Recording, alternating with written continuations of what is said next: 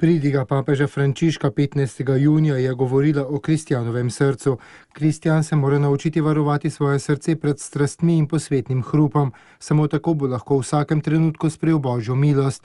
Obstaja namreč ugoden čas za sprejem zastonjskega daru Božje milosti in ta čas je zdaj.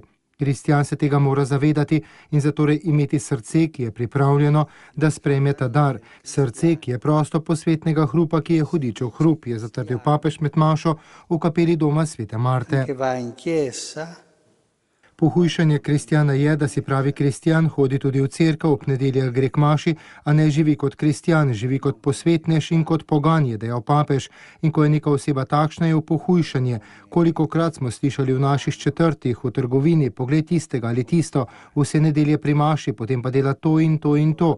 Ljudje se pohujšujejo, zato Pavel pravi, da ne bi prejeli v prazno.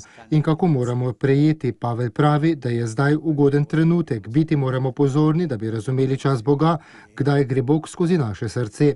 Kristjan dospe do praga te pozornosti, če varuje srce in se oddalji od hrupa, ki ne prihaja od Gospoda, ko se oddalji od stvari, ki jemljejo mir. Gre za srce, ki je svobodno od strasti. Jezus v evangeliju to povzame z besedami oko za oko, zatem pa obrne perspektivo ter pravi, nastavi drugo lice in kdor te prisili 1 miljo daleč, pojdi z njim 2.